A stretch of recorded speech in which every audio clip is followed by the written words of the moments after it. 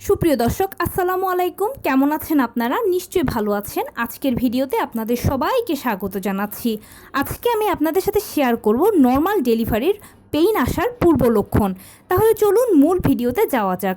By the way, মূল ভিডিওতে যাওয়ার আগে একটা কথা বলি, আমি আমার চ্যানেলে pregnancy related, specially normal delivery related অনেক ইম্পর্ট্যান্ট তথ্য ভিডিও আকারে শেয়ার করে থাকি।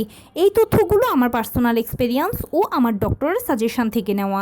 তাই আমার চ্যানেলটিকে যদি একবার আপনারা ভিজিট করেন তাহলে আপনারা আপনাদের প্রশ্নাতীত মনের অনেক প্রশ্নের উত্তর পেয়ে যেতে পারেন। আমন্ত্রণ জানাবো আমার চ্যানেলটিকে একবার ভিজিট করে দেখার।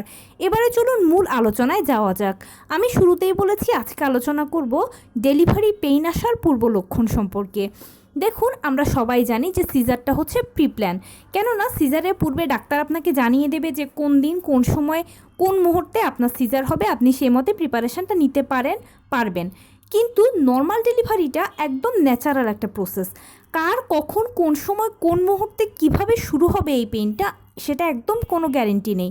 কেউ এটা গ্যারেন্টি দিতে পারবে না। সেজন্য যখনই আপনি নবম মাসে পড়বেন তখনই ডেলিভারির জন্য মনে মনে প্রিপারেশান নিয়ে নেবেন।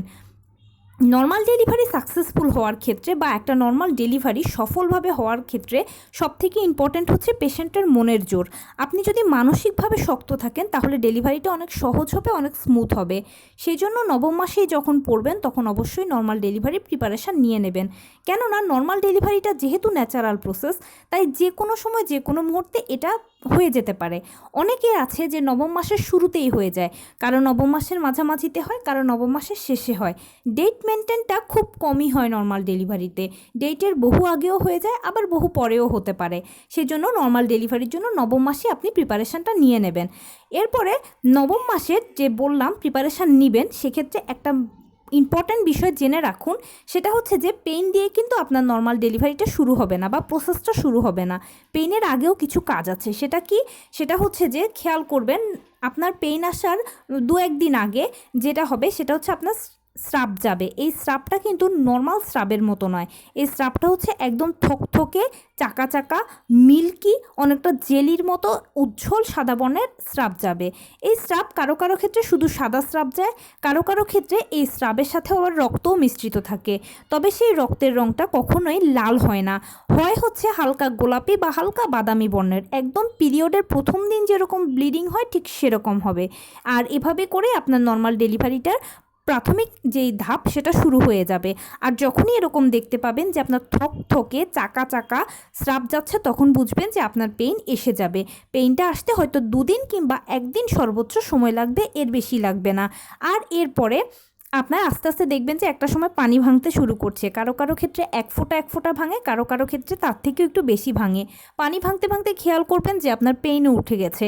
সেই পেইনটা প্রথমে হালকা, তারপরে মাঝারি, এরপরে ভারী। আর পেইনটা কখনো একাধারসে হবে না, পেইনটা হবে হচ্ছে আস্তে আস্তে। কারো কারো ক্ষেত্রে 10 মিনিট পরপর, কারো 15 মিনিট পরপর, কারো 20 মিনিট, কারো আধা ঘন্টা পরপর পেইনটা উঠবে। এরপরে পেইনটা যখন ভারী হবে তখন খেয়াল করবেন জরায়ুর কন্ট্রাকশান শুরু হয়ে গেছে। জরায়ুর কন্ট্রাকশান মানে হচ্ছে জরায়ুর সংকোচন প্রসারণটা শুরু হয়ে গেছে। এরপরে বাচ্চা ভেতর থেকে চাপ দেবে।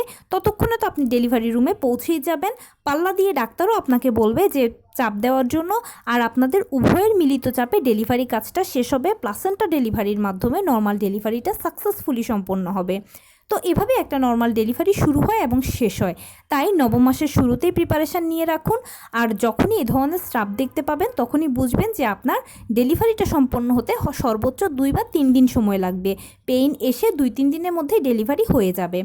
তো এই ছিল আজকের ভিডিও। কেমন লাগলো বলুন? যদি ভালো লেগে থাকে ও হেল্পফুল হয়ে থাকে তাহলে প্লিজ লাইক, কমেন্ট, শেয়ার করতে একদম ভুলবেন না। আর সেই সাথে আমার চ্যানেলটিকে সাবস্ক্রাইব করার বিনীত অনুরোধ রইল। পাশে থাকা বেল আইকনটি ক্লিক করে দেবেন যেন আমি ভিডিও আপলোড করার সাথে সাথে আপনার নোটিফিকেশান পেয়ে যান। আপনাদের যদি কোনো প্রশ্ন থাকে কমেন্টসে জানাবেন, আমি উত্তর দেব।